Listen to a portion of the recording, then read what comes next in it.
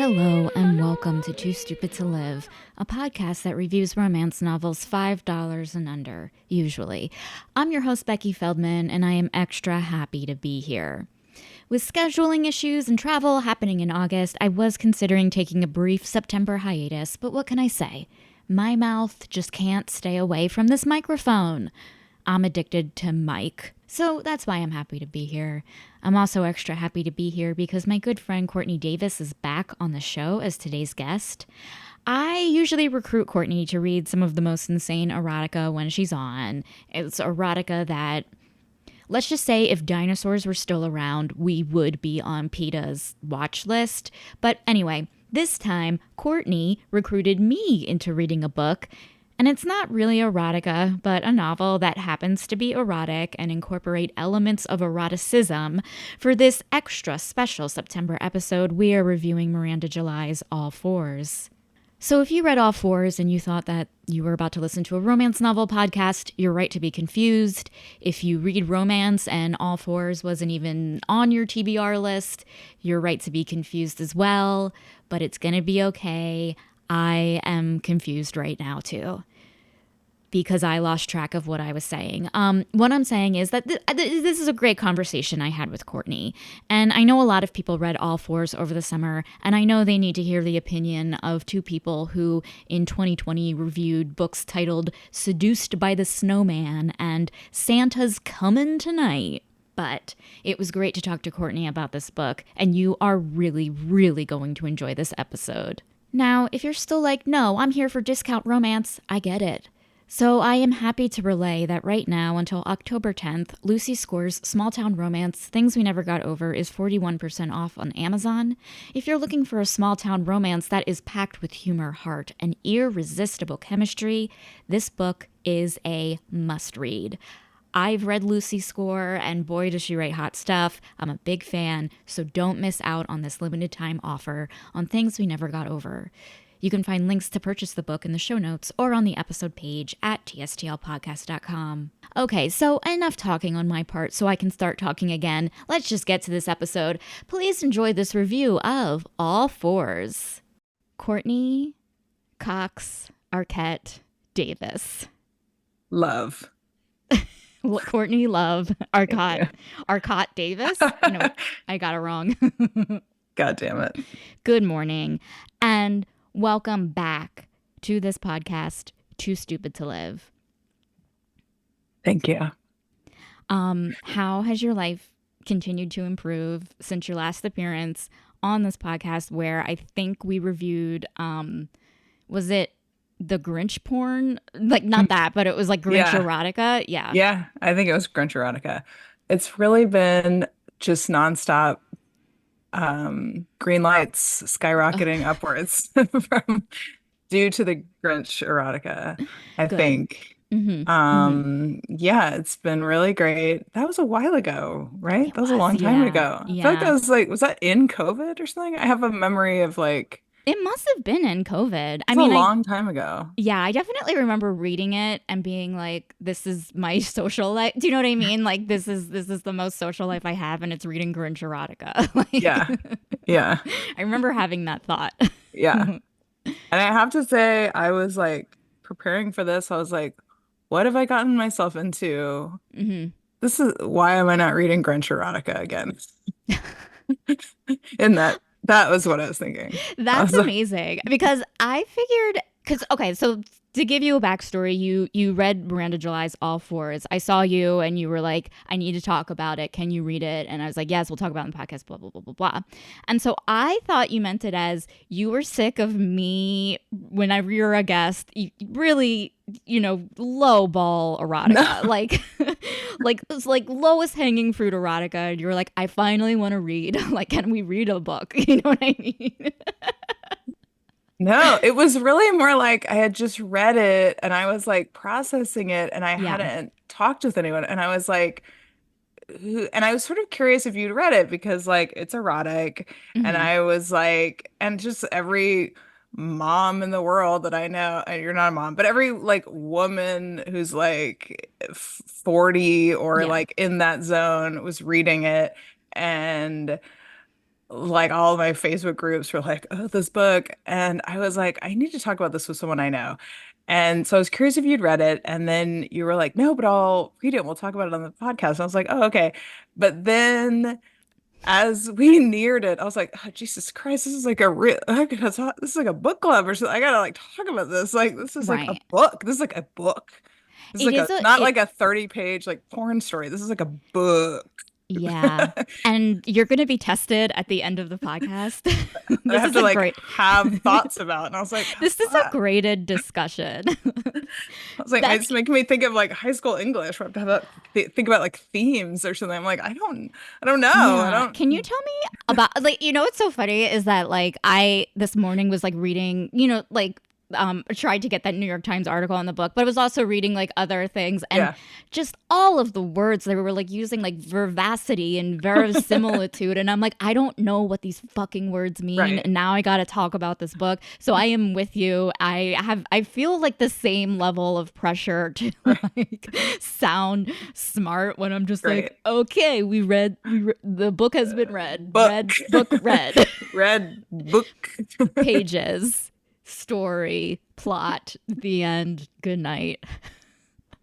Yeah. What I think was, I mean, and I don't know where how we're even diving into this, but I think Hmm. what was immediately the thing that I was confused about the book was, and what I wanted to talk to you about first and foremost was like the in my like mom groups or whatever, people were like, "Oh, this book," and in a lot of the articles, they're like, "Oh, Miranda July has written this book on perimenopause or Hmm. whatever," and I'm in my 40s, and it's like, "Oh, perimenopause, perimenopause," and everyone's talking about perimenopause, and then you see Yeah. all these celebrities that are talking about menopause and and now it's like this thing where it's like, "Oh, aren't we? This is so great. Everyone's talking about perimenopause and menopause and stuff," and I started reading this book, and I was like, this is not what this book is about. This book is No. not about perimenopause. I mean, it's in there, but that's not what this book is about. And I kept like being like, when is it even going to get to that? And then it gets to that at some point, but I'm like, to me, this is not what this book is about. I And agree with you. I Agree. and I'm like, why is everyone talking about that being what this book is about? Um, and so I don't know. It just first off, I'm just like, I don't understand why everyone's talking about that being what this book is about. Hmm. And I also feel like it's a very depressing outlook on perimenopause. It 100% is. And, it's so funny because, like, again, I'm not a mom. I'm not in your mom's group. Have I been researching perimenopause because of my own body? 100% yes. Is Instagram now giving me like the algorithms for are you in perimenopause? Right. Eat this hormone sandwich or whatever. Right. 100% yes. Yeah. So perimenopause is in the back of my brain. I did read this book recently called Haggitude about Great. it's such a great title, I think. And it is about like aging and menopause. And I think also remember in Fleabag season 2 where Kristen Scott Thomas had that monologue about like women's pain and how like now that she's past menopause there's like a level of freedom and I think Yes. that Yes. monologue has like sticked in the back of my mind Yes. and in the back of society's mind, I think. And Yes. maybe that is why, and with Naomi Watts just bravely coming forward, I think that's maybe why like perimenopause is like kind of this hot top. I guess a hot topic in our circles right now, also because of Hmm. our age. But like there's also something there. Yeah.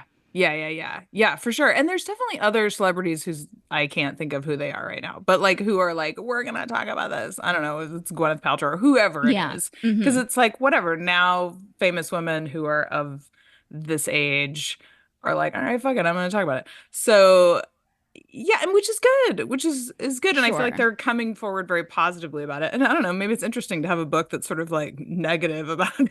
It's like, okay, well, Yeah. that's another way to go, I guess. But I was like, Jesus fucking Christ, this book makes me want to walk into the ocean. Like this Oh is yeah. so depressing. And I Yeah. guess she comes to a more she gets there. And I'm like, Hmm. okay, well, I guess that's part of the journey is she gets to a better place. Does she? Sort of. I don't know. Does Sort she? of. I don't even know. Yeah. I don't even know if she does, honestly. Yeah. Yeah. But I mean, yeah. but I found it, Yeah. yeah, a true bummer, honestly, about Paramount. I It was like, was a bit of a bummer. and I think maybe, just like the things, like when I was reading it, I'm reading it at a time when those thoughts are in my mind. They are impacting me. And I imagine that's the same thing in like these moms groups, of just like, you are reading this at a time where like this is your story. This is what your body physically is going through. So automatically you think this is what I'm mentally going through, and like, yeah. But okay, let me just read a quick synopsis. Please. But we read All Fours by Miranda July. It's over $5. But listen, babe, I owe you. I'll give you my copy. I had to buy it. I bought it too. I got the hard copy, or not the hard copy. I read audio and ebook back and forth, and she is a great audiobook narrator. I've heard it's good. Well, Bill, my husband, is now listening to the audiobook version that she's reading. I've heard the audiobook is very good. I first got it from the library, so you could get it for free from the library, but you will have to wait because it's like I was on like a 300 person list. So I read it. That was when I first read it. But then when I was gonna like review it for this, I was like, "Fuck, I need it faster." So then I bought it off another mom. So now I have it. So somebody take it from me, listeners. We're doing a giveaway. Get in the comments. I'll give it to somebody. That's right. We're having a contest. Whoever can tag their perimenopausal friends in the comments will win. That's right. Barely used. All right. Go ahead. So all sorry. right. I mean, aren't we all? I'm okay. Okay. In our heteronormative society, it's easy to think that a sexual awakening is some really good P and V. But what happens if it's P on H or T in V? And let's not forget the arguable OCD that happens after you learn that one day your sex drive may be DOA. When a famous semi-artist, when a semi-famous artist embarks on a road trip from LA, New York, she doesn't get past Monrovia, California. But the radical journey she takes is far more profound than anything physical or spiritual. No, what happens to her may just be the transformative power of human nature. This episode is brought to you by LifeLock. Between two-factor authentication, strong passwords, and a VPN, you try to be in control of how your info is protected. But many other places also have it, and they might not be as careful.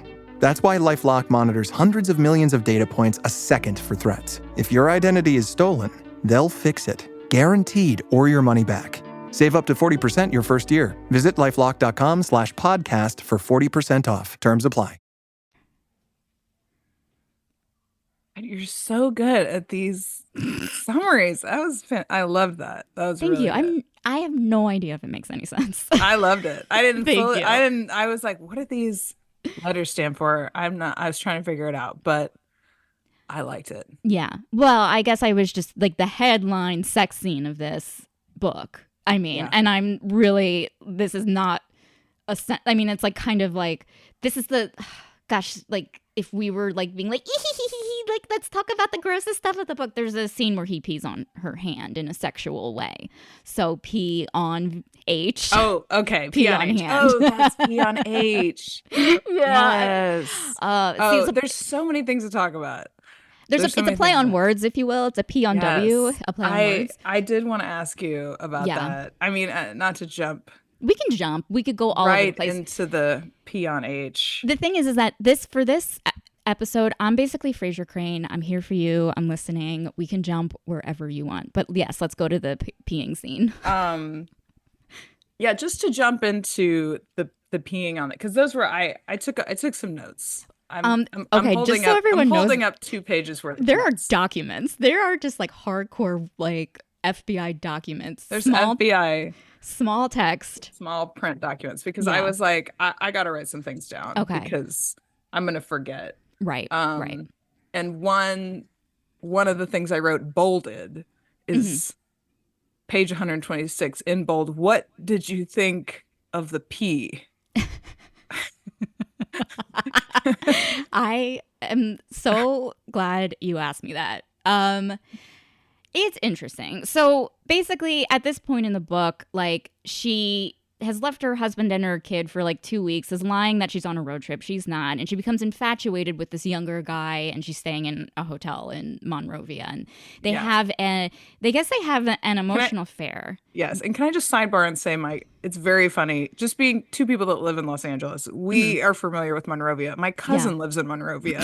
I've been to Monrovia a bunch. Yeah. To go visit my cousin and her husband and her two kids. We swim in their pool. So it's just very funny. I'm like, have a very clear picture of Monrovia. So it's very funny to me that it's Monrovia, and very weird. I just kept thinking of my cousin. I get it, but I get it. I kept thinking, I honestly sometimes thought of my parents because I drive past Monrovia to visit my parents. And like, I think I do. And all those towns are the same. Do we? I don't know. I think you're going the other direction, right? Oh no, maybe you are. That's why I never see my parents. I don't know what directions are. No. Well, I mean, the thing is that like Monrovia is something as a Los Angelino we've all heard of, and we're just like, oh, it's one of those places. It's 20 minutes away on a good day. 20 minutes away. Yep. And the book makes it seem like, oh, she's in the middle of small town America in this like tiny town that's like quaint and cute and everyone knows each other, when really it's a suburb of LA. I was really quite shocked when she did not go to New York.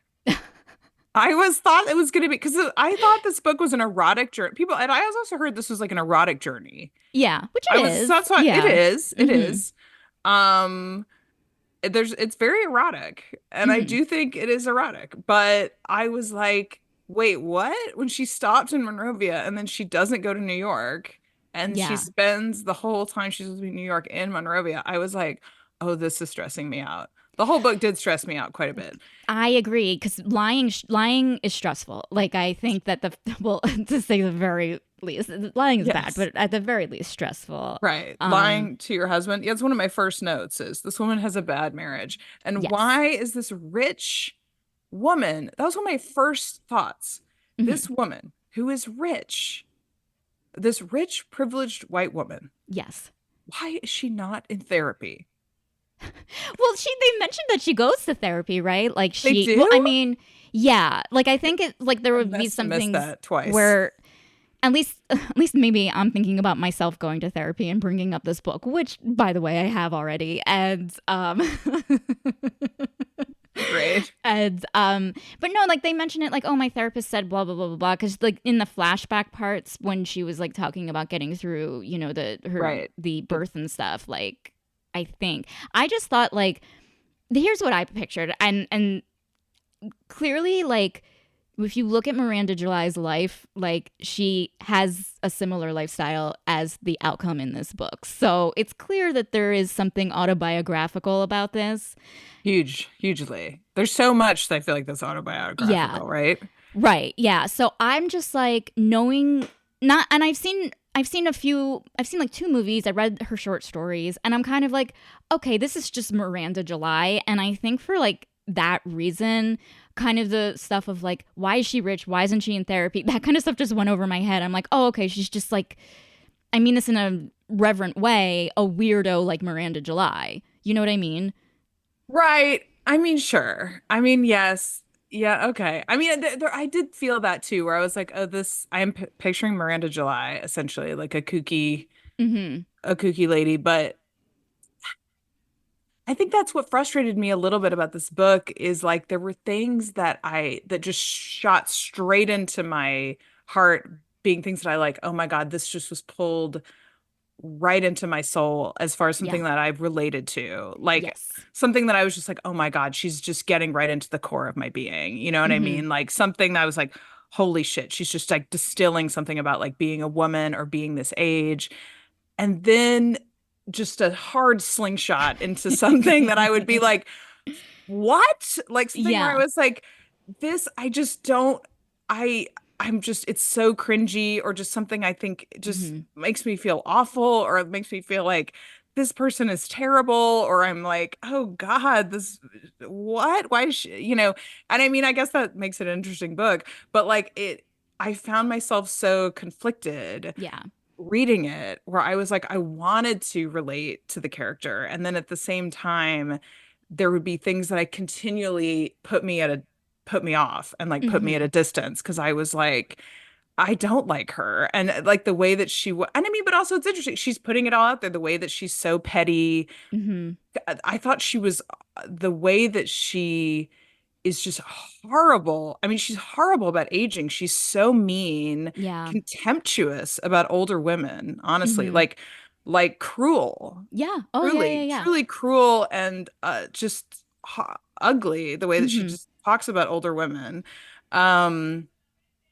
And uh I don't know, just like her marriage is horrible, the way that she lies to her husband.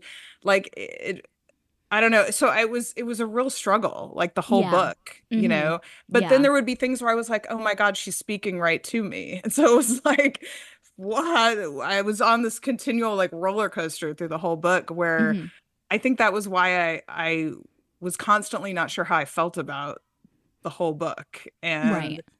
And I ended it feeling like I still don't know what I think about it. And even when I was kind of rereading it again, like for this, I was like, I don't even know if I enjoy rereading this really. Yeah. Like, it's so interesting. I really admire how horny she is, though. I gotta I say. agree. Yeah. And well, this kind of goes back to the pee scene of Yes. like, Yes. what did Getting you back think to of that. it? Yeah. And I think like, here's the thing, like water sports, not my thing, not trying to kink shame whoever's into it. Right. Great. In that scene, I thought, oddly enough, good for them. They found a way to be sexual, to be intimate with one another, that their partner, because it's an affair is happening, right? Right. So obviously they're doing something that their partners would never do, Right. And so I was kind of like, okay, they found a meeting ground. There was like, I felt triumphant, even though in that scene, like the act itself was not like an erotic turn on for me. I oddly felt triumphant for the two of them because they were able to like consummate some sort of passion in a very weird way. Mm-hmm. Mm-hmm. I mean, I would 100% agree with you on that. Like water sports, not for me, but again, not to kink shame anybody. No. Yeah. I almost like right on the heels of the pee comes the tampon scene, which to me is Right. an even like bigger, like that's the moment I feel like people are also like the kind of moment everyone is also talking about in the book, which again is another thing where I'm like, this is a wholly non-erotic thing.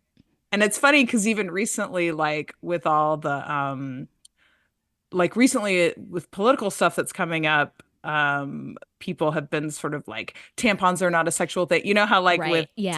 Tim Walz and like how he like would have people had access to tampons or whatever, and everyone had to be like tampons are not sexual. And I was laughing because I was like, well, in Miranda July's book, she did sexualize a tampon. Yes, they did. They can't, like, here's the thing. Anything can be sexualized if you sexualize it. Right. You know what I mean? Sure, why not? And they definitely did in this book. Because right after that, he was like, I want to do something to you that I would never do to my wife. And he changes her tampon. And here's what was jarring for me about that was I think I might have missed that she was on her period the whole time. She doesn't mention it. She doesn't mention never it. mentions it up until that point. Yeah. Yeah. And like when your body, like, I don't know. I feel like I don't feel particularly sexy when I'm on my period and I'm like with a guy. Like it's the forefront of my mind of like, am I clean? But like, do I look bloated dirty, or like Becky? Yeah, dirty. Am I dirty? Or just like no, same. Yeah, like I would be worried about it. Like if I was Yeah. her and I was meeting this guy and I was like, oh, I might be about to fuck this guy, I would be like, oh fuck, but I'm on my period. Yeah. Like I would be thinking about it, and she never Yeah. mentions it up until that point. She never mentions it, and I thought that it was kind of interesting because here she is so self-conscious about her body and aging, and about like kind of this step that all women are going to take. She's self-conscious about it. Why is she not self-conscious about like the first thing we're ever self-conscious of when we first realize like, oh, we're going through puberty? Like it's a horrifying, I mean, in a whatever, but like it was horrifying when you first get your period, and that fear never leaves you, in a way. Yeah. And she seems to have a pretty heavy period from that tampon that he pulls out of her body. So Dear the Lord. the description of it, I was like, whoa. Yeah. That's So a she was on her serious. that's the thing, is like she's on her heaviest day and you don't hear one sentence about cramps once.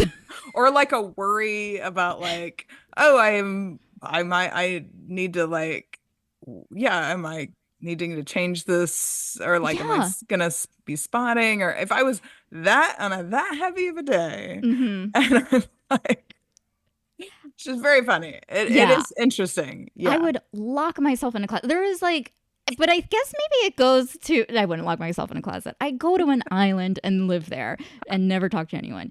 Um, no, but it is interesting that, like, okay, this woman is so obsessed with this guy, Davy. Like, she Yeah. is full on, like, compulsively obsessed. He represents something, it's not just Mhm. like good sex or good chemistry. This is something where it's like, what is it, like pathological almost, in a way, you know. Yeah. Yeah. It is what the way that she really nails this like obsessive intensity that she has. I mean, it reminded me of feelings that I Hmm. had as like a teenager almost. It's Yes. like you where you can't think about anything. I mean, it's I was scared for this character like at Yeah, times because it because was yeah, so intense. It was frightening. yeah, like there were times, like especially around that point in the book, where you know that their kind of affair is going to end and it's gonna rip her heart out, and I'm just like, is this a book about a stalker? Like, is she gonna stalk him, Yeah. and which, like, arguably she kind of does, but in an artsy way. Yeah. It's Yeah. artsy, so it's art. It's art. If it's art, it's not stalking. I guess, I don't know. But yeah, and but I do remember just like having those crushes, when you're just like, it's all you think about, and like the happiest part of your day is when he looks at you or she looks at Hmm. you. You know what I Hmm. mean? And it's Hmm. like, oh, it encompasses your every thought. Like, I even related a lot to when, like, she gets back and she's like working out at the gym because she wants to make a video for him. And she got so obsessive with working out. I was like, I don't want to relate to this, but like oddly I do.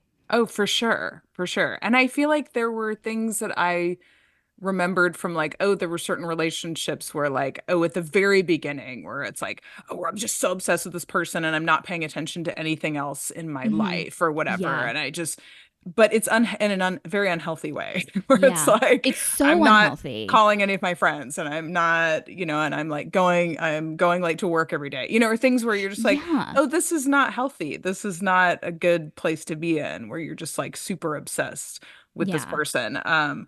Or like you've had a breakup and you just feel like, well, it's the end of the world and I Hmm. can't think about anything. I mean, not to mention the fact that like the whole time I'm also thinking about, I mean, at some point in the book when she starts talking about, number one, the we get these like hints of mental illness in her Hmm. family, Yeah. which is like her dad, the like conversation she has with her dad. I mean, that happens very early Hmm. where she's like, are you in the death field? She asked that to her dad, where you're like, okay, the dad is like, has some kind of like depression. We hear that her like grandmother committed suicide, her Hmm. aunt committed suicide. We hear these things about like suicide runs in her family. And then the thing we hear about this traumatic like birth of her child Hmm. that was so like she had like basically a Yeah. stillborn child that then lived in the ICU for a couple of weeks and that miraculously made it, but basically was born stillborn. And I'm like, oh, this is when I was like, this book is about a woman who is not over this trauma. Exactly. And like, Yeah. this is what this book is about. That's what I couldn't stop thinking about. I'm like, this is about a Hmm. woman who has not processed this trauma, Yeah. like, and who is like acting out or something in these ways and is trying to like, yeah, have these last gasps of what life of like Hmm. sexuality and these things because she has this fucking trauma in her life that like she's never fully gotten over, and she has these flashbacks in grocery stores and in public places where she's imagining being back with Hmm. the stillborn child. Like it was really visceral, this feeling of like, this woman has trauma that she Yeah, hasn't that's processed. exactly what Yeah. I gleaned from it as well. And it made me, again, I hate being, did you read me? But like, shut up, Becky. I'm just going to say it. There's a book called Come As You Are, which is nonfiction. And it's about, well, it's about like, having a vulva, sexuality, Uh-huh. it's a very good book. And it definitely like helped me kind of understand things. It wasn't about pelvic pain, but it just like helped me kind of put things in perspective. I will say this. But they were in the book, they're talking about like, what turns you on and trying to find what turns you on. And there's some people who need to be de-stressed to be turned on, and there's some people who need stress to be turned on, who need this tension. And I thought it was a fascinating look at like, here she is, like her wires are so crossed, she's so confused that she needs trauma in order to be turned on in a way. And Oh, I was like, yeah. oh, isn't that a fascinating way to like look at how trauma can permeate through your body, like Mhm. I think what was really interesting and, sad and engaging, was how when the first few months of her son's life, when they were like, is he going to live or not? They're having amazing sex. Yes, yes, yes, yes. That's so interesting. Oh, yeah. Yeah, yeah, yeah. Yes, I think that's so true. And I feel like all of this is real shit that like Hmm. actually did happen in Miranda July's life. So it's like Yeah, all of this is like real shit that whatever, and it's been fictionalized, but like, sure. um, that's so interesting. I just think that's very interesting. Oh man. Yeah. I was just like, I just feel for this character. And like I feel whenever for the her baby too. stuff would come up, I was like, oh, I just want you to like process this stuff. This is like so fucking intense. Yeah. I'm Yeah. sorry that you're with this weird cheesy dancer guy, which we do need to talk about. I don't want to Yeah. get us Oh, take we us could too talk off. about Davy. I Yeah. mean, like what that's another bolded item on my Hmm. notes is like what what's the dancing? What Yeah. You know this what's so guy is a funny? white dancer man. White dancer. Do you follow Miranda July on Instagram? Well, I went and looked her up and Okay, so I yeah, saw I yeah. did watch all the dancing videos. Right. Yeah, she was doing weird dancing videos for a while, and I'm like, "Oh, I guess that was for her and I didn't Yeah. assume that. But, it was interesting like and also her character used to be a dancer, used to be like a stripper and a peep Yeah. show person. And so like I think there again like there's something very tense about dancing for another person, and maybe that tension again is a turn on in the same way trauma can be a turn on. Yeah. Just again it's like heightens awareness of what's around you. Yeah. Well, when I watched her videos, I was like, okay, I can get her side of it because I could Mhm. see her, and she's like got that sort of super skinny, sort of Yeah. like sexy, like that sort of dancer skinny body kind of thing where you're like, okay, I see it. I see it from her angle, but I could not picture like what did you picture when you I pictured Davy? I I mean, couldn't get a handle on what I was picturing. I was picturing like, and again, like a kind of low key Channing Tatum, but like Okay. not Channing Tatum success style. Like kind of like a guy's like you see him, you're like, oh, you kind of remind me of Channing Tatum, and then like you kind of go on your way. I didn't picture him as a particularly good dancer. I thought because what she does is when she first dances for her, she kind of is going through this crisis, this existential crisis, and she's redoing this motel room in Monrovia, remaking it, redecorating it. And I was like, this guy could be doing anything and she would be in love with him. It's just the fact that he's doing it in her hotel room that she made, that she cultivated, that she is fully herself. Like literally anyone could have come in. Maybe. I mean, I don't know. It just happens to be her obsession just happened to be this guy that she crossed paths with one day. You know what I mean? Mm-hmm. Yeah, I can see that. Yeah, that's a good question. It's like, is it just that it happened to be this guy at this Yeah. moment in her life? Or is there just some chemistry between the two of them Mhm. in that moment that she, yeah, needed this thing because at this time in her life she's having this crisis? Yeah. Or Like like her husband calls her a Parker or whatever or a the driver the or the Parker. driver. I Yeah. can't remember Mhm. which one it is, but yeah, Yeah. whatever it He calls is. her a Parker. Yeah. Okay, where Cuz I like have a question for you. Are you a driver or a Parker, Courtney Cox Arquette Davis. Love. What were the definitions? So a driver is like you're able to maintain awareness and engagement, find joy even when life is incredibly boring. Versus a parker, which I guess is the opposite, which I don't know if it is, but you need it's when like you need a task in your life that takes all of your focus and you get applause for it, or you're otherwise very bored with life. So it's like, you know what? I think that's... I see. Yeah. First of all, I thought the husband was like very tedious for that whole thing where he's like, let me hold court and say that there's parkers and drivers in life. Yeah. And I'm just like, divorce him, lady. Yeah. First of all, I was like, that gave me like thumbs down for the husband. I was like, you know what? Fine. Lie to him. Go have an affair. Yeah. No. Yeah. Just kidding. But I was like, this guy does seem it did seem very he's a lot. Like, tedious guy stuff where you're like, here's my theory about people and there's two types of people and you're this one and you're this one and you can't change. And I was like, I hate it. It's like this thing so of like, bored with this conversation. Exactly. It's just this attitude of like, you think that we were all waiting around to hear what you have to say, and what sucks is that some people actually were waiting around to hear what you have to say, and I fucking hate life. Right. Also, can I say none of these people seem very funny? They all seem very serious and not funny. Yeah. And like people were like, this book is funny. And I'm like, this book is not funny, really. It's kind of, I mean, there's sort of witty stuff about it, or it's like funny in the sense that like, oh, she sold this sentence from one of her books to a whiskey company for $20,000. And I'm like, I guess that's funny.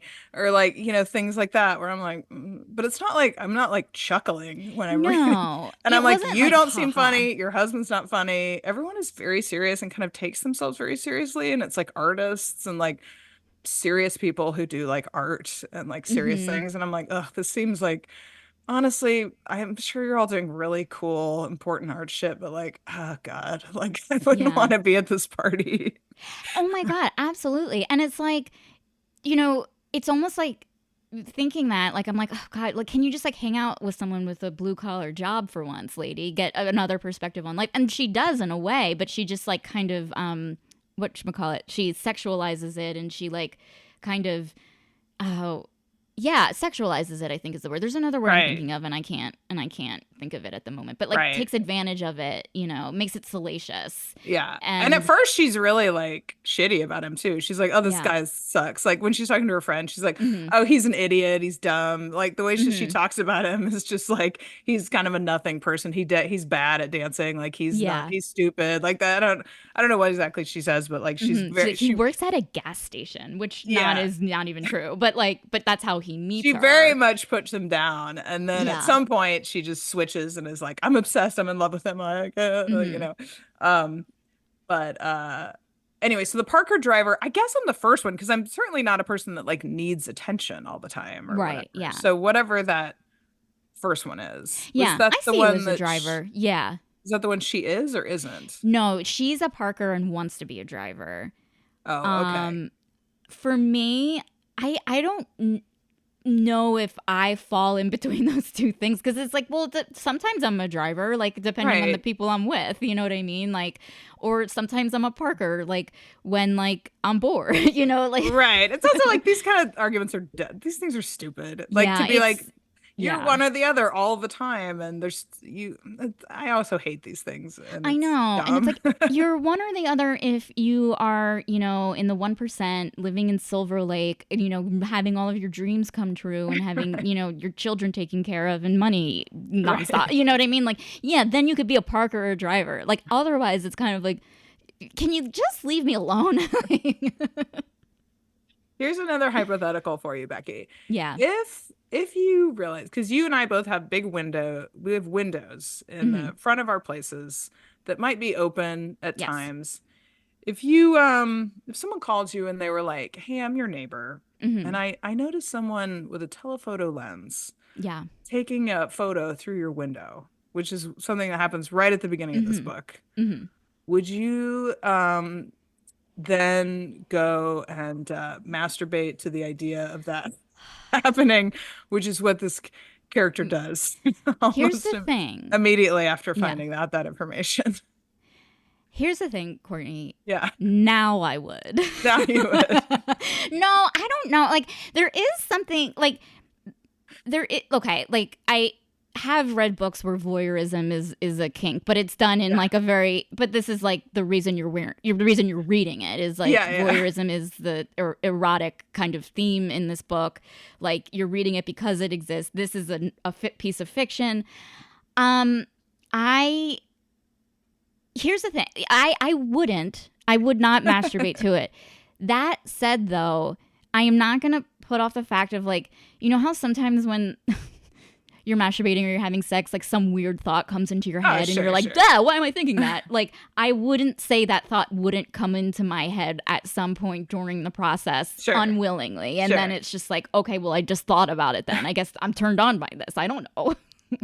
Listen, we're all fine to think about whatever. We all think about crazy shit. It was just very funny to me where I was like, I'm continually impressed by her horniness. I was impressed. I was I wish I was this horny. I mean, I guess it would be slightly distracting, but I was like, I wish I was as horny as this character. She is just jacking off constantly in this book. Yes. Yeah. I mean, just constant. I mean, it's just so horny. Anything happens and she's like, like just and it's like again, like it's almost pathological of like, you know, it's like her body just gets like turned on by all of these different things, like to the point where it's like, okay, I'm going to reveal, there is a fantasy of mine where like I'm possessed by a really horny ghost and I have like no control over my body and I'm just like fucking everything inside. This is not anything I want to ever come true. Is it a fantasy? Yes. Just like being possessed by the ghost of horniness or something. Right. And I viewed that with her and I found when she does hook up with the older woman, that scene was erotic and hot for me. Like I thought it was very sexy. Yeah, even though she starts it by, again, sort of like diminishing the older woman, and even kind of while they're in it, still like sort of negatively talking about the older woman's body, being like, well, her skin was like this, but still it was hot. And I'm like, okay, why do you have to talk about it that way? Like, it's like slightly taking me out of this, but it was still erotic. And that was a good scene. And it felt like a release because it had been so much of this building tension where I was like, when are you gonna fuck this guy? Like it was driving me. It was a good in the sense that it was building all this tension with Davy, where like it was like I was getting frustrated. I was like, when is this fucking guy gonna give it up? I was so irritated like that this guy was being so chased. I was like, come on, motherfucker! Like. I was so irritated with him. Yeah, that's why I loved the pee scene because I'm like, well, finally they're doing something. Right? Yeah. And the tampon. I was into the tampon scene. I was into that too. I was like, okay, here's something. His fingers inside of her at least. Yeah, like, great. Yeah, let's go somewhere. Yeah, we gotta go somewhere. But it's so interesting because like when I had COVID a while back, like a few months ago or a few weeks ago, I don't remember time, I watched a lot of horror movies. I don't know why, but there something that was like permeating in these movies that I was watching was a naked older woman. And the way a naked older woman was used for like shock value, was used to be grotesque, typically by a man directing these movies. And I had this realization of like, that's our future, whether you like it or not. Like that is going to be your future. This isn't, and it's not a maybe. It's not like, oh, if you do this, that's going to be you. And one day you are going to be something grotesque to someone else. You will be Jesus, grotesque. Becky. But no, but that's what it was like. That message I was getting in like my fever dream of COVID and watching, I think it was like Pearl or X or something of like, that's me. Like we're all ingrained to think that one day, like the thing that will be worse than death is just being so off-putting to the people who are opening doors for us. And like, I kind of get why she would put down older women because it's a fear of her becoming that, you know what I mean? Yeah, and that's definitely it's very that has been. I mean, there's so many classic like The Shining. I feel like has very, and even like I don't know if you think of like the Farrelly brothers. I feel like they've like there's something about Mary. There's definitely like the older woman body, like the disgustingness of it. Whereas an older man's body, I feel like it's more like a joke, I guess. I mean, I Yeah. don't feel like it's seen as like as disgusting. It might be Mm-hmm. like, oh, it's funny if you were to see like an old man or something. But in the same way that like a naked guy is more seen as funny Mm-hmm. than, yeah, like a young woman is like, and like beautiful and sexual and enchanting or whatever, and Mm-hmm. then yeah, this older woman, it's just like repulsive.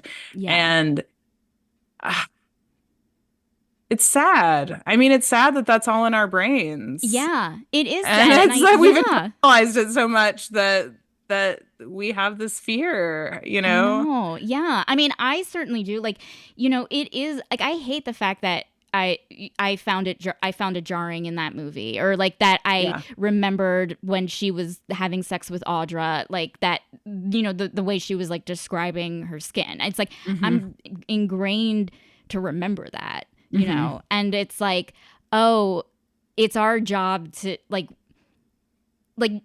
we have to like redefine what grotesque is, and we have to redefine what beauty is. And like, what if a naked older woman, who's a witch with a knife headed towards the young beautiful couple, like what if that was beauty and the young beautiful couple that was grotesque, and it's like, Hmm. why do I have to like shift my brain right now? But I think we Yeah. do.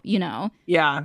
Yeah. All right, attention filmmakers. Please stop doing this. That was in I Pearl. know. That's a recent movie. That's a bummer. Yeah, it Yeah. happens in like I like in Game of Thrones or something, Yeah. when she takes the necklace off and it's so supposed to be this horrifying, shocking thing. And Oh, yeah, yeah, yeah.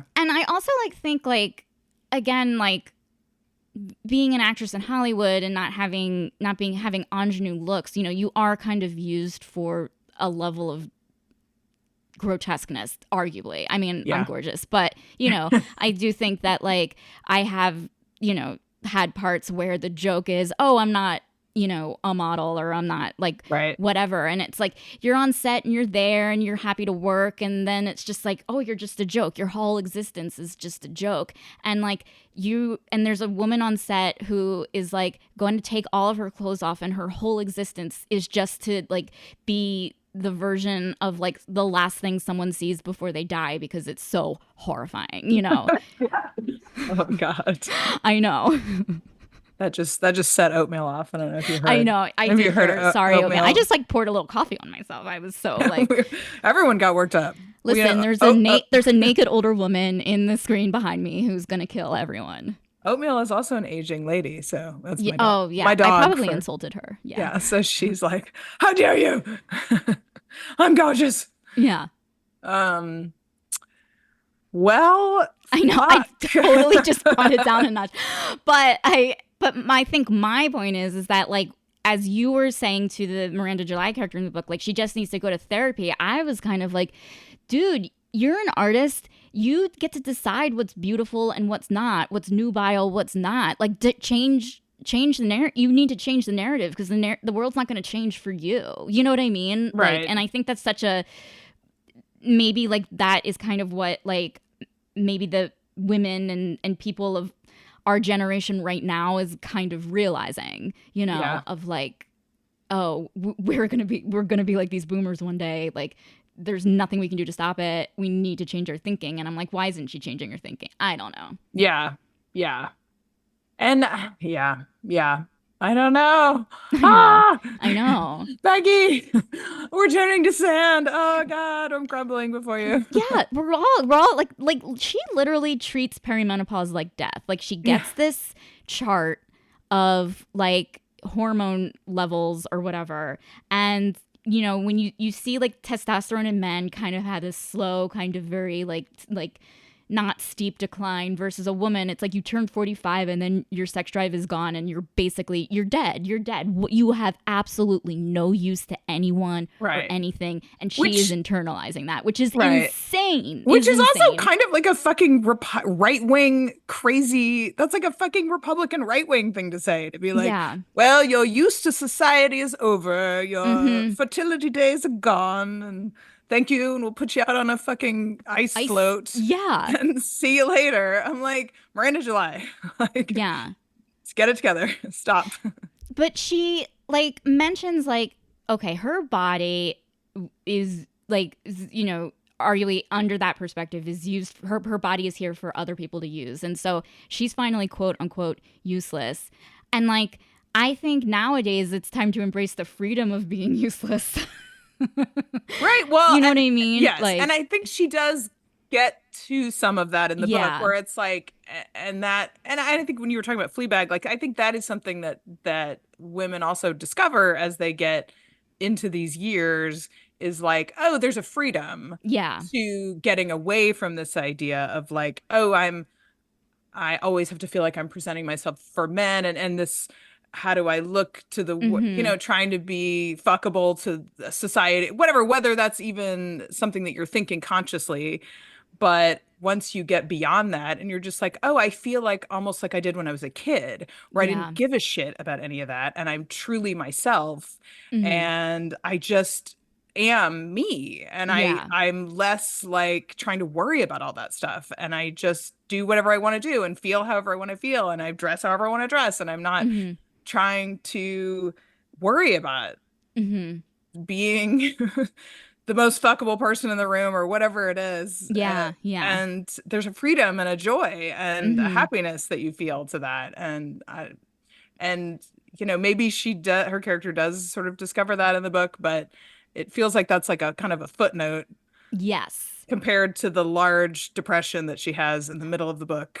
100%. About getting older. Exactly. Yeah. Because it's like, okay, if her ability to fuck is like kind of trauma based, let's say, and your ability to fuck is also, and you're also thinking that your ability to fuck is going to decline with age, like how are you not equating, like, you know what I mean? Like she is equating becoming 50 with like losing a child, you know what I mean? Like it's like her brain, you know, I mean, it's interesting. And it's not something that like doesn't not cross my brain of like, oh yeah, like feeling useless is like, you may as well be dead. You know, like that's a dark thought, and it's not something that I have, you know, regularly, but it has to cross people's mind, right? Like just like these fleeting moments of like, oh God, I'm dead. I'm dead. I'm just dead. Well, see you on the ice float. I mean, it's going to be a party. It is going to be a party. Yeah. Make it a party. I mean, we all watch the Golden Girls. Exactly. They're having a fucking good time. Yeah. Why are we not? Yeah. I mean, why are we so worried about it? I think because we're ingrained. It's ingrained in our culture. They were fucking. They were fucking. Oh, were they fucking? I mean, maybe not Sophia. Was Sophia? Sophia got some. She got some. Yeah. Oh, she for sure got some. Oh, she got some. Oh, she got some. Don't worry. There's some episodes when she was like, she hooked up with people at Sandy Pines or whatever it was called. They're always fucking at those old retirement homes. They're getting on left There's and right. STDs going around and stuff. More so than like high schools. It's very true. Yeah. I'm ready. I'm already thinking about when it gets to be time. I'm like, I'm going in to one of those. Yeah. Bill dies, I'm going right in. Just start fucking. Fucking, partying, yeah. Joining all the activities. I'm shuffleboard. I'm ready to fuck. Ready to fuck. Okay. To bring it back to a serious moment, sort of, kind of. I have a question for you. Is that, you know, there's a part in the beginning where, you know, she's talking about how like, or, you know, narrating about like, she's married now and she always viewed herself as a feminist and all this stuff. And she has a kid. And then all of a sudden she felt these like patriarchal roles kind of like come down on her, even though we're as feminist as can be.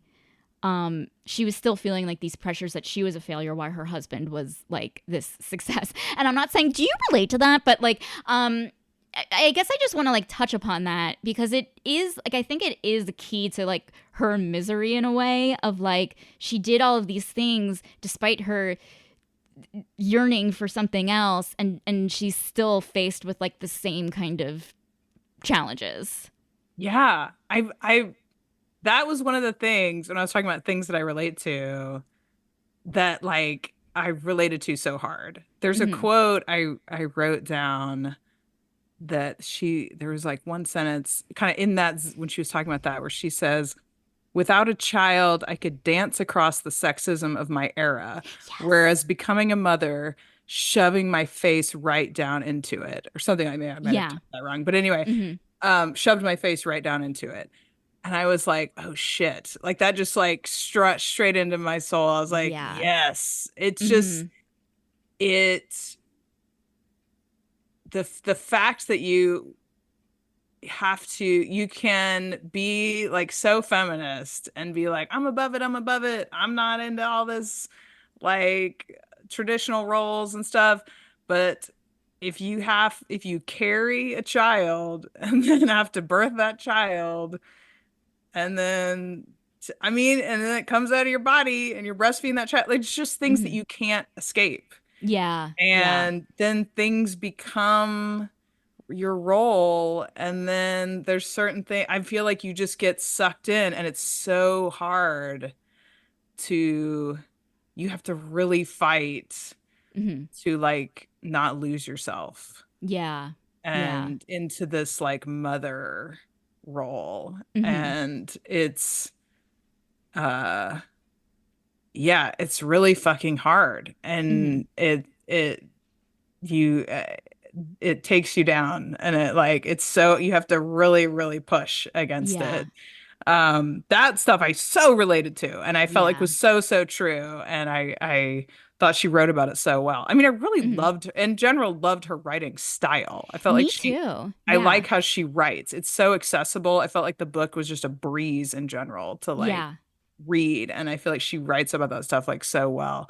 Um, Yeah, yeah. I always like I notice this, and I thought this when I read her short stories of like she kind of writes the way we think. You know what I mean? Yes. Like the way, Yes. and it's just like it mimics how maybe the thoughts go through our brains of like, oh, bringing up this like even things that seem like kind of inconsequential to each other of just these references you make because of something that happened 25 years ago, and you're like, yeah, that I did that, yeah, yeah.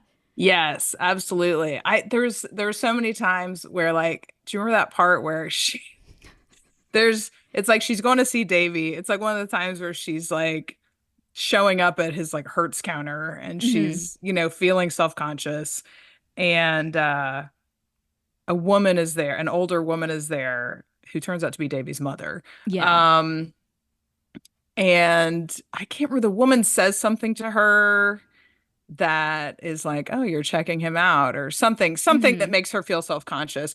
And then she says, I wrote this down too. She says, "I laughed, and for a split second, I wondered if I could kill her. Yeah.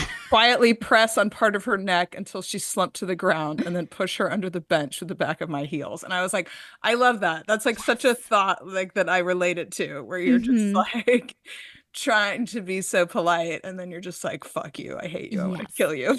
Yeah. And Like, you think the worst thought. Like your yeah, brain just you're not that it's something that like you're going to do, but your yeah, brain just goes there, you know? yeah, And like yes, cuz there were times where she was like kind of thinking about like towards the end I think when she was had the girlfriend and was just like thinking about sex more, and she was like, I'm thinking about my parents having sex with each other. I'm thinking about brothers and sisters yes, having sex with each other. I'm doing this, doing that, you know, and it's just like her brain is just like just it's yes. like spitfire and these neurons just back and forth like no matter who cares the consequence, these are just what I'm thinking. Yes, I did really appreciate reading a book where it was like, oh, this is how women think, where it's Yeah. just like, because I think I had read a couple books before this where it was like, guys doing stuff kind of book. You know what I mean? Where it was Yeah, like, yeah, what's yeah. that book? I can't remember the name of it. It's like the same guy that wrote the Martian. Oh, it's not Andy Um, Weir, is yeah, it? yeah, Oh, that's that. okay. It's that author, but Hmm. the next one. Yeah, yeah, Anyway, yeah. whatever. Hmm. But it's very much like it's like a guy doing stuff kind of a book, you Hmm. know what I mean? And it's absolutely the polar opposite of this kind of book, you know what I mean? Like Yeah, it's because just this is like, just like a woman thinking, you know what yeah, I mean, and exactly, I loved it. exactly, exactly. And not a ton. I mean, a lot of stuff happens, but like, that's like a book where it's like, oh God, he's in space and all these crazy things happen and like rockets and whatever and like crazy shit. And this is like so internal and so mental. Yes. And I'm like, yes, this is my brain in so many ways. Yes. Because I think a lot of us spend way more time in our heads than we do on Mars or whatever that book is about. I don't know. Yeah. Because like when I was like kind of coming up with like notes to discuss this book and I was like, oh, let me just like summarize the plot a bit. The plot is very simple. It's a woman who goes to Monrovia and like that's pretty much it. You know what I mean? But like just so much happens in her head, that kind of informs the plot, which is like, I don't know, maybe as we're film TV people, like we always have the show don't tell kind of, mentality there. And so just like seeing having the tell be the show in a way was very fascinating to me. Yeah, absolutely. I really, it was, I don't know. It was just nice. It felt relaxing in a way. I mean, it wasn't. The whole book was stressful. Yeah. But I liked, I guess I'm just like, it's nice to feel like I relate to the thought process, I guess. Oh, yeah. Yeah. It makes you feel less alone because especially when you have like a weird thought and you think like you're so fucked up and whatever. And then you're like, oh, no, wait, I'm a human being. And there are a lot of us on this planet. Yeah, absolutely. And I got to think like, well, this lady's got a very fucked up marriage. My marriage is not this fucked up. Like, good Lord. But like they make it work. In a way that is what Miranda July's life is like now. She has her husband and her girlfriend. He has his girlfriend. They all live together, happy family. And it's like, there's always a part of me that's like, with TV and movies and when you see something that involves like polyamory or, having an open marriage, it always ends up being like, it gets so complicated. And in the end, you just want each other, And I think my brain is wired that way because of it. So there was a part of me that like was really trying to be like, this is a happily ever after. This is their happy ending. Like this is how they can truly be themselves. They still love each other. Just they're not romantically in love with each other. They have their romantic partners and they're there for their kid. And so there's just this like side of me that's like had to convince myself this is the happy ending because I'm still so like two people, soulmates, blah, blah, blah, love. And again, this is a romance podcast. So I had to like, but romances, are changing as well, where you have like thruples and kind of people having multiple partners and happily ever afters that way. But I guess seeing it in a work of fiction, I guess, was interesting to me. Yeah, I mean, I was like, what? Why are they still married? I guess I did have that question about the book. And I mean, I guess I would have that question for Miranda July. I'm like, what is the purpose? I mean, it's not like what? It was. I'm sort of like, why not just get a divorce? I don't really understand. Why are you like, why did you get married to begin with? You know what I mean? Like, it's so, marriage in and of itself is very patriarchal. And this woman is, to quote a lot of people who describe Miranda July, is kooky. And you would think that Miranda July is too kooky to be married, but no, you do this very traditional thing, this very legal thing that's like based in like from the, Middle Ages of like owning property. You're continuing this practice like that. Is very interesting that you did it to begin with, Right. Yeah. I guess, I'm like, I don't know it's for the kid. I don't really understand. I'm like, why are you? Yeah, they say for the kid, which, okay. Like, what? I don't. You're still friends. I mean, you can still be friends and I don't know. Yeah. Listen, who am I to judge? But you're other not to judge. Situations. I'm just like, why? I just think that some people still have this belief that divorce ultimately equates with having a terrible childhood, which is not true. Which is like, oh, if your parents are divorced, you're going to be incredibly fucked up. Versus, well, there are people whose parents stay married and they're incredibly fucked up, And right, exactly. My parents are divorced, and I'm just mildly fucked up, I would say. Aren't aren't we all? My parents are married. I'm mildly. We're all mildly fucked. Like no matter Mildly. what, we're all gonna be mildly fucked up. Mildly fucked up. Just live your life, live your truth. You know what I mean? No matter what, we're all gonna be mildly fucked up. Yeah, just try to be honest about it. That's all. Yeah, exactly. I do keep growing. Yes. Oh no, go ahead. No, that's it. Keep growing, keep learning and growing. Yes. What did you think about like kind of the mother-son with Davy relationship? Oh my God. In comparison to the relationship with the narrator and her child. Like they have they're oddly close yes. with one another. Yeah. Yeah. The whole yeah. The mother-son with Davy was upsetting. I would say was upsetting because the mother-son, the mom and Davy was like because I also was like, oh, Davy was sexually abused by an older woman.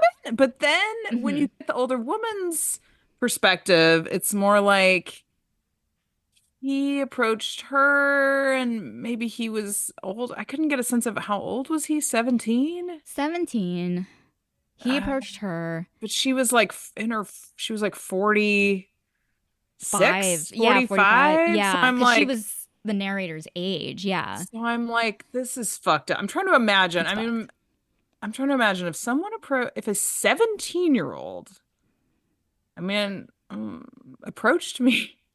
A couple of years older than 45, but like, a 17-year-old approached you. 17. That's so fucking young. When I look at a 17-year-old now, I'm like, good God, this is a child. This is a child. Their brains aren't fully developed. Like they're so young. It's so young. Looking. And like, they're so young. Just because you read Nietzsche doesn't mean you're ready for, do you know what I mean? Like, I think there's that thing of like, well, he was so mature for his age. And it's like, that doesn't mean anything. Yeah, that part gave me some weird. Yeah, that whole thing where like the mom and then Davy's mom was like into that and was like, oh, she gave him this like sexual tutelage basically, and she like liked that, and then she was very explicitly like, oh, and she taught him all these things, and now he's like ready for his wife, and he does all these things for his wife, and the wife doesn't even have to do anything. And I was like, this is just the whole thing made me uncomfortable. And I was like, there's some weird sex stuff going on here with all of these people. It made me feel sad. And she was also very close with her kid who's non-binary. And they took a lot of baths together. And I was like, that's fine. Her kid is 7. Yeah, like 6 or 7. And I was like, okay. I have a kid who's 9. And I'm like, okay, I guess I could see at 7, we could, take, we don't. But like, I could see that. I think after what she's been through, I wouldn't let my kid out of my sight, and I'd be checking their pulse. That's true. I think minutes, that's part of it. Is like the trauma, and that's part of like that's how they feel close and stuff. And it seemed very sweet. So I didn't really have a problem with her relationship with her kid. Same. But Davy and his mom and Audra, who he had a relationship with when he was 17, I was like, this whole thing is kind of fucked, right? Yeah, it was fucked, and it felt very fucked, and I guess maybe my brain was like, is this a one-to-one? It's not a one-to-one, obviously, but I was like, is she, like, when she like interacts with Davy's mom and interacts with Audra, is she seeing a future version of herself? You know what I mean? And I'm just like, oh God, like, how dark is this gonna go?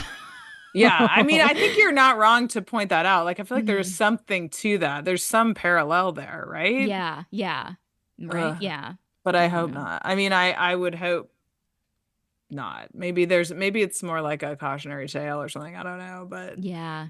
We're all so complex and nuanced, Oof. Yeah. Courtney. Yes. Davis. Yes. Arquette, I want to ask you, did you get all of your thoughts out? what other thoughts did you have that Have you would any of like this. to bring up? Let me check my Yeah. notes. Check your My notes. I notes can edit. here. Listen, I can edit around this, but Courtney is going through a whole novel right now of notes. Let me just check. Can you hear my So many rustling? papers. So many 2 pages. Stacks of papers, guys. Um, uh, let's see here. I mean, other things I was waking up at 2 a.m. and not being able to go back to sleep Yep. Mm-hmm. Yep. Taking Benadryl. and taking Benadryl. There was a period of time when my mom took Benadryl every single night to go to Oh my sleep. God. Mm-hmm. And she was like, "My doctor says it's fine." And I was like, "Is it?" Um, but I think she stopped doing that. She does stop. It was scary though, because is it felt like, oh, she's addicted to Benadryl. She's going Yes. nuts. And she's not sleeping and going nuts on Benadryl. Yeah. Yeah. What is it? Robo tripping or something? Like Bena tripping. Benetripping? But Yeah. yeah, but it Mm-hmm. was funny that she was just like, "Oh, this is fine. This is what I do every night." Mm-hmm. But I related to the thing where you wake up at 2 a.m. and you can't go back to sleep, and then you you're in a harrowing fugue state, as she Yeah. describes She it. does describe herself in a fugue state a And then lot. you Yeah. wake up if you can't go back to sleep, you wake up a fragile weeping shell of a person. I'm like, I've had a night like that. Yeah. She Because weeps a lot. Yeah. yeah, because I don't take a Benadryl, but I have thought like I need to get something. So if I wake up at 2 in the morning, I go back to sleep. Mm-hmm. Um, okay, let's see. Let's see. Is there anything Because else? this is for you. This session is for you. I'm Thank you. listening. I I'm appreciate it. listening. Again, there's things where I'm like, do you think anyone we know like sends naked selfies to their girlfriends? She does that with all of our girlfriends. And I'm That like, is such do a we good know, is it question. just me? Am I just friends with people who don't do that, or is it just me? I mean, But there's not a fucking chance I'm sending a naked selfie to somebody I know. to like see like, hey, is this sexy? I don't even take Hey. regular selfies, you know. I think that's like maybe because it's like I do like so much self-taping. I'm just like sick of like you have to Right. do it. I'm just like I'm not gonna do this for fun. I don't know. She had a very interesting close relationship, you know, like the fact that she had one friend that she was telling what she was doing with Davy, you know, kind of this emotional affair that she's having. She told a friend about that. And I'm like, Yeah. not that I wouldn't have I've ever been in that situation, but it is kind of interesting to have a friendship to the point where you would share that you're having an affair with someone. Like that's a Yeah. deep friendship, you know what I Yeah. mean? And to the point where I guess maybe you would send naked selfies. I guess. And she said to all my New York friends, she Yeah, sent naked selfies. Like, okay. I'm again very impressed with her like level of freedom with just kind of exactly. being an extrovert. And she also at some point just asks all her friends about like their partners and like their sex lives, very Yes. detailed. Like, how Mm-hmm. are you guys fucking? How do you do Yeah. it? Like, what are you body rooted or mind rooted and all this stuff? She gets like Mm-hmm. details from her friends about like, well, what's it look like when you guys have sex? What happens? I'm like thinking about my friends. I'm like, I don't want to know. I don't Right. want to know. I don't Yeah. want to ask. I don't want to be like, so like Bahar, what you and Luke, like, what does that look like when you guys? I'm like, please don't tell me. Please do not Yeah. tell me what is happening. It's funny because like and she gets answers in a way that's like, "Oh, tell me about your day." You know what I mean? Or like, "Oh, like tell me about like what did you get at Target today?" And they're like, "Well, I got this and that." And then like, "Oh, well, when we fuck, you know, I kind of make a weird face." Like that's insane. Right.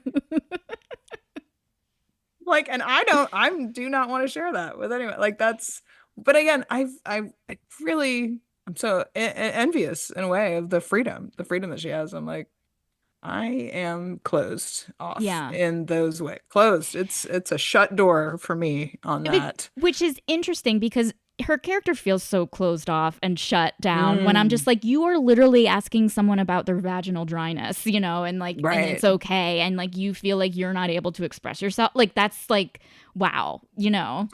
Yeah, it's interesting because I think that's part of what is interesting. Right? She's sort of, it's almost performatively Yes. Yeah. like, like, like sharing, like oversharing or perform like, oh, I'm gonna do this dance, or I'm gonna ask you about your Hmm. sex life, or I'm gonna tell you about my sex life, or I'm gonna whatever. Yeah, I'm sort of be this exhibitionist, but then Yeah. I'm not gonna be like honest with my husband or have like an honest conversation. We're gonna have these like weird stilted conversations where we like don't actually tell each other like what the fuck's going on in our Hmm. mental lives. Yeah. Um, Listen, Becky, guess what? You and me are having an actual deep conversation about this book. I know. Excuse me, A Exclans plus, me. A plus us. I feel A like this plus was like us. this, like I did go down like a Reddit rabbit hole of this book right before we started, and I was just like, oh no, like is this, because then it just became like like it was just this back and forth of like what's sexy, what isn't, what do you want to read, what don't you want to read, and I'm just like, oh no. But I'm like, I want to dig into this book and I want to talk about, the beauty of peeing on someone's hand and how it makes you feel more alive than anything you've ever felt before. Guess what? We dug in. We dug in. We dug Okay. in like a finger into a vagina on its period. On its period, no applicator. What did he call it? The Oh, insert thingies? Like he said, like, isn't there because she was using oh yeah. an applicator-less Right. tampon. And I use OB tampons and I thought I was like, oh, these are the kind I really could picture that. See, I was like, I can picture this very well. 'Cause Yeah. this is what these are what I use. Yeah. Um, all the kids these days they use Diva cups. That's such a. It's interesting. Yeah, it's interesting. She does talk about like again. Sorry, I just remembered that she does talk about like what your period is like as you get older, and just like she describes like the blood coming out, like the clotting. I'm sorry, this is so gross, but I related to it because I was like, yeah, oh, that's happening to you too. Okay, cool. Like I was just like this like moment of validation of like the last year I've been like, what is up with my body? Like what is like I literally look at my vagina and I'm like, what's going on with you? And then I realized, oh, I'm not alone. Okay. So that is useful. This This is is very useful. useful. Yeah. Okay. Um, I this might be all that I'm so I glad. had. I am so glad that you got the release that you so deserved and needed. This I needed it after this goddamn like fucking what do you call that? Where you don't get a release? Blue, Constipation? No. constant blue balls of Blue a balls? fucking Yeah. book. Well, I guess there is a release, Hmm. but was very wanting the release in all those scenes with Davy. I was very wanting it, Hmm. Yeah, I get it. needing it. You God needed damn it. it. You needed it. Ugh. Okay. I'm going to ask for your rating, even Okay. though, whatever. So, anyway, even though this isn't like taken by the Grinch on Christmas Eve or whatever, but I'm still gonna ask you for a rating. Listen, next time we're going back to next time we need just the give me the most Yeah, disgusting like yes, some sort no. of like Mickey Mouse porn or some shit. Ooh, What? now we're Okay, talking. Okay, okay, hang on okay, a okay. second. Okay, if people have Mickey Mouse porn out there, tag your friends in the comments. Dick to Disneyland. Here we go. Dickneyland, there you Disney. go. Okay, All okay. right, Let's all right. read it. Disney laid. Okay, listen, it's all Disneyland. happening. I'm gonna get sued. No, I'm not. They don't know it exists. Okay. Oh wait, what was I gonna say? Okay, so based on she buys this really fancy pink coverlet from Audra. So based Yes. on coverlets, 5 out of 5 coverlets means you loved it. 1 out of 5 coverlets means you didn't love it. What are your final thoughts and rating? Yeah, I mean, as complicated as I feel about this book, I do feel like it's really, I mean, it's made me think a lot about, I mean, it's made me think a lot Mm-hmm. about things and I've wanted to talk about it. I did enjoy reading it. Um, Even though I was, on a roller coaster with this character and frustrated by a lot of things, I feel like that's also the sign of a good book. So Yeah. I would give it, I mean, I think I would give it 4 out of 5 coverlets. Mm-hmm. I don't know if it's a 5 out of 5. It's not like, oh, this is my favorite thing I've ever read, but I would give it a solid 4, a solid 4 out of 5 coverlets. That's a good grade. It's a Yeah, good grade. Yeah. like a solid. It's a solid book. I would recommend it to people. I thought it was very interesting. I think it's been very fun to talk about with you. I'm so glad we got to talk about it. I've been dying Me to talk about too. it with somebody. Yeah. I read it last week on vacation and I like had so much to talk about, but I was next to a 3-year-old. And so the fact that I couldn't talk about it with her was so frustrating. Yeah, my 9-year-old saw the book Mhm. laying on the counter and was like, "What's this book about?" And I was like, "Um, it's about a woman Mhm. who goes on a journey." And then he like Mhm. lost interest in Great. my answer because he's 9 and doesn't give a Yeah. shit. And so then I Mhm. was like, "Great, okay." Yeah. That was easy. Phew. Whoosh, okay. Yeah. You're playing video games, great. Yeah, good job. Um, I give it 5 out of 5. I feel Ooh. like I honestly thank you for the recommendation. I'm so glad we read it, and I'm giving it a 5 out of 5 because of this particular conversation. Like, I think that it was good to talk about it with you. You're my close friend, and like I relate to you on. I don't know. Like I feel like she's her most herself when she's in the motel room, and I feel like I'm most myself when I'm talking with you. So that's Aw. why I like appreciated this conversation and reading it. Reading it now is like I'm about to turn 40. You know, like it is interesting and like I it threw me for a loop, but a loop I needed. Mm. I like to think of myself as your hotel room in Yeah. Monrovia. Courtney, babe, you're my motel room in Monrovia. Yeah, babe. Well, Courtney, thank you so much for talking and Oh being my a guest today. God. This was so delightful. You're so welcome. What fun. If you liked today's episode, consider supporting the podcast by following it on social media at TSTL Podcast on all of the social media platforms. And if you didn't like today's episode, why are you still listening? Too Stupid to Live is part of the Culture Media Network. Thank you so much for listening and have a great rest of your day.